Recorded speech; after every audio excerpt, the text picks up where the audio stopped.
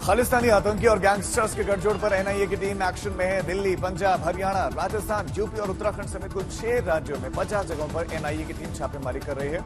ये छापा आतंकी और आपराधिक गठजोड़ को लेकर मिली खुफिया सूचनाओं पर मारा जा रहा है। अकेले पंजाब में ही एनआईए की टीम 30 जगहों पर छापेमारी कर रही है, जबकि राजस्थान में 13 जगहों पर, हरियाणा में 4, उत्तराखंड में 2 और यूपी, दिल्ली में एक जगहों पर एनआईए की टीम छापेमारी कर रही है।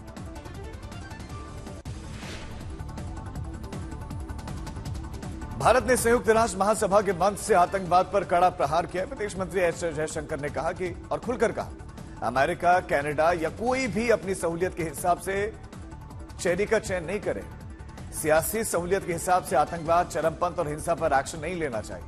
अपनी सहूलियत के हिसाब से क्षेत्रीय अखंडता का सम्मान और आंतरिक मामलों में हस्तक्षेप नहीं हो सकता। ये चेरी चुनने जैसा नहीं है। संयुक्त राष्ट्र महासभा में विदेश मंत्री एस जयशंकर ने दो टूक शब्दों में बिना नाम लिए अमेरिका और कनाडा को आगाह किया। कहा कि वो दिन खत्म हो गए जब कुछ देश एजेंडा तय किया करते थे और उम्मीद करते थे कि दूसरे भी उनके साथ आ जाएंगे। न्यूयॉर्क में प्रेस कॉन्फ्रेंस के दौरान एस जयशंकर ने कनाडा पर खुलकर वार किया और कहा कि आतंकवादी, चरमपंथी गतिविधियों और संगठित अपराध को लेकर भारत ने कनाडा से अपनी चिंता जाहिर करते हुए तमाम जानकारियां साझा की, लेकिन उन्होंने इस पर कोई भी एक्शन नहीं लिया। We have actually been badgering the Canadians. We have given them a lot of information about organized crime leadership, which operates out of Canada. There are a large number of extradition requests. There are terrorist leaders who have been identified. So do understand that there is an environment out there. So that is important in a way to factor in. If you have to understand what is going on out there, and our concern is that it's really been very permissive because of political reasons. So we have a situation where actually our diplomats are threatened, our consulates have been attacked, and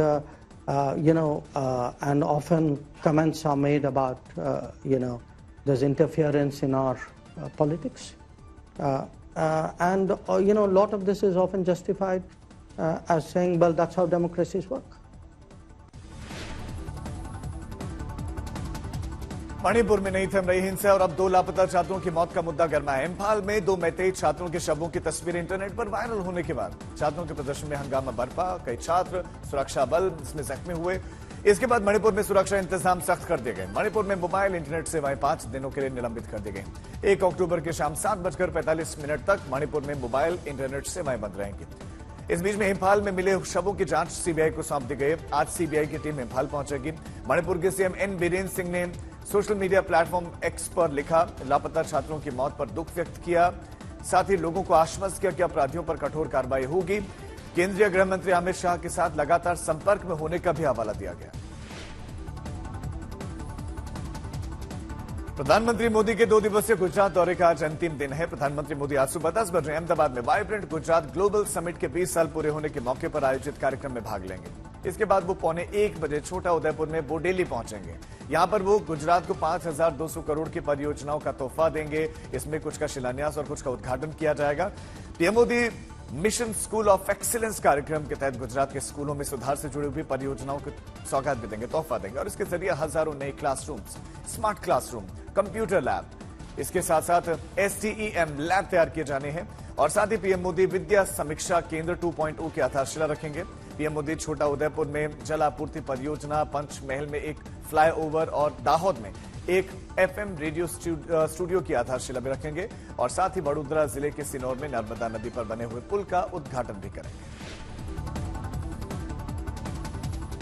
PM Modi आज 3:30 बजे वडोदरा के नक्सली मैदान में महिलाओं की विशाल सभा को संबोधित करेंगे और पिछले सप्ताह संसद में दोनों ही सदनों में महिला आरक्षण विधेयक पारित होने पर प्रधानमंत्री मोदी को धन्यवाद देने के लिए वडोदरा और आसपास के जिलों से हजारों महिलाएं इस नवलखी मैदान में पहुंचेंगे। प्रधानमंत्री मोदी कल विपक्ष पर वार करते हुए उन्होंने कहा था कि विपक्ष ने मजबूरी में महिला आरक्षण बिल का समर्थन किया और उन्हें महिलाओं की शक्ति से अब डर लगने लगा था। प्रधानमंत्री मोदी ने महिला आरक्षण बिल के समर्थन को लेकर विपक्ष पर किए गए वार को एनसीपी अध्यक्ष शरद पवार ने दुखद बताया और कहा कि कांग्रेस के शासनकाल में भी महिला सशक्तिकरण से जुड़े हुए कई फैसले लिए गए। पवार ने यहां तक कहा कि महिला आरक्षण बिल में ओबीसी आरक्षण की मांग के बावजूद भी मैंने बिल का समर्थन किया। जबकि पूर्व केंद्रीय मंत्री पी चिदम्बरम ने पीएम मोदी पर पलटवार करते हुए एक्स पर लिखा, महिला आरक्षण विधेयक भारत की महिलाओं के लिए किसी का उपहार नहीं है। पितृसत्तात्मक और पुरुष प्रधान राजनीतिक व्यवस्था से प्राप्त ये विधेयक महिलाओं को कड़ी मेहनत से अर्जित हुआ है और उनकी जीत है।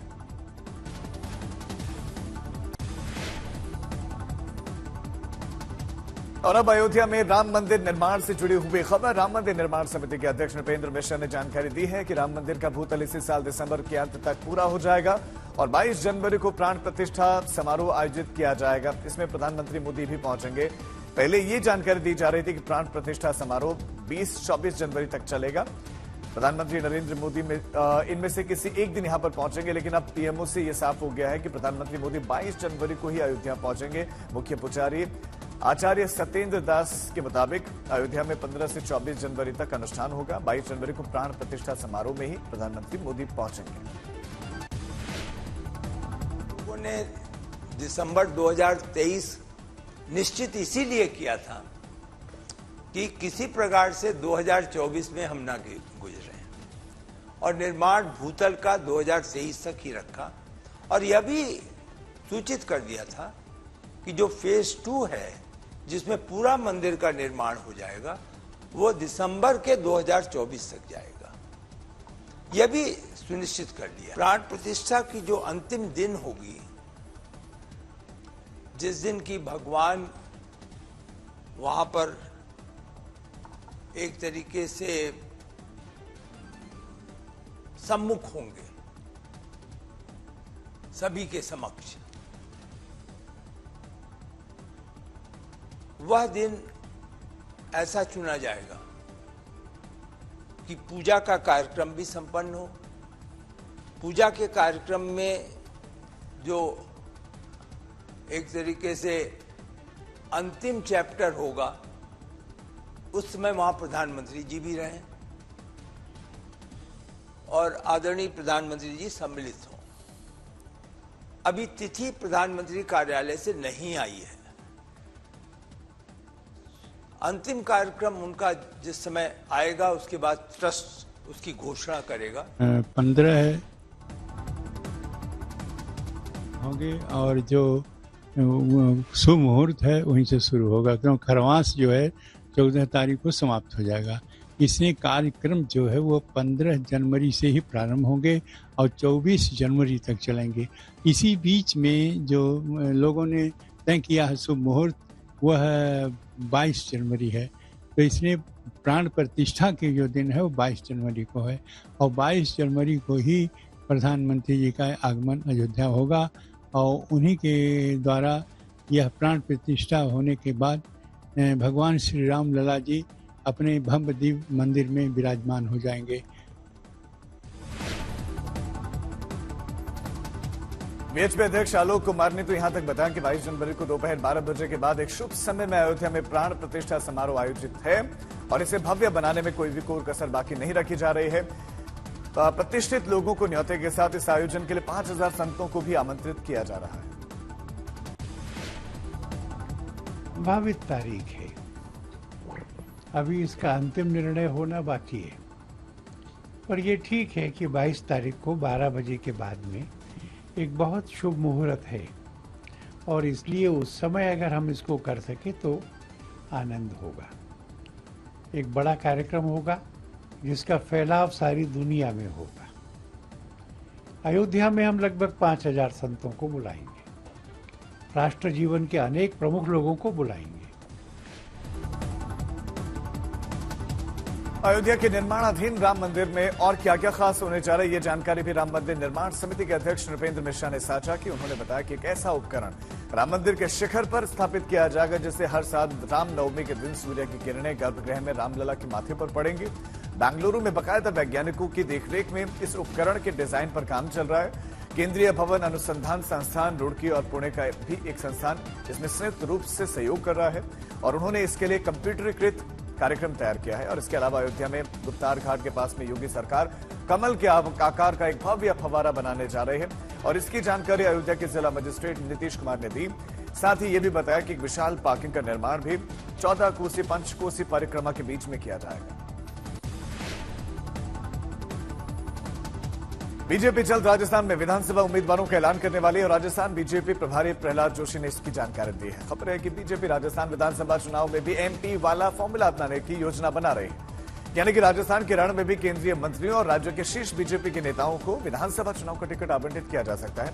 बीजेपी अध्यक्ष जेपी नड्डा और गृह मंत्री अमित शाह आज जयपुर जाएंगे और दोनों अगले 2 दिनों में 2 बैठकें करेंगे। आगामी 10 दिनों में राजस्थान में प्रधानमंत्री मोदी की 2 बड़ी रैलियां भी होंगी। छत्तीसगढ़ में विधानसभा चुनाव से पहले बीजेपी ने कांग्रेस की बघेल सरकार पर बड़ा आरोप लगाया। बीजेपी ने छत्तीसगढ़ सरकार को भूपेश के बजाय ठगेश सरकार कहते हुए हमला बोला और सरकार पर नक्सलियों के साथ हाथ मिलाने का आरोप लगाया। बीजेपी प्रवक्ता संबित पात्रा ने कांग्रेस सरकार के खिलाफ 104 पेज की चार्जशीट जारी की और राहुल गांधी के किए गए 316 वादों को पूरा करने में बघेल सरकार को विफल बताया। कहा कि राज्य में खनन माफिया और अपराधियों की खुली छूट है। पश्चिम बंगाल में अलग ही सियासी खेल चल रहा है। कहने को तो टीएमसी और कांग्रेस दोनों गठबंधन इंडिया का हिस्सा हैं, लेकिन अभी भी एक दूसरे पर वार पलटवार का कोई भी मौका छोड़ा नहीं जा रहा है। कांग्रेस नेता अधीर रंजन चौधरी ने सीएम ममता बनर्जी के स्पेन यात्रा को मुद्दा बना दिया। अधीर रंजन चौधरी ने कहा कि ममता के पास स्पेन जाने का पैसा है, वो परिवार के साथ शानदार होटल्स में आनंद लेने के लिए स्पेन जा सकते हैं, लेकिन बंगाल में सड़कों और दवाइयों के लिए उनके पास पैसा नहीं है। वो यहां तक कह गए कि टीएमसी का पतन निश्चित है, न ममता और न ही भगवान इसे बचा सकता है। टीएमसी नेता कुणाल घोष ने पलटवार में कांग्रेस पर लेफ्ट के साथ मिलकर टीएमसी के खिलाफ दोहरी नीति अपनाने का आरोप लगाया और कहा कि राज्य में दोनों बीजेपी को सहयोग पहुंचा रहे हैं।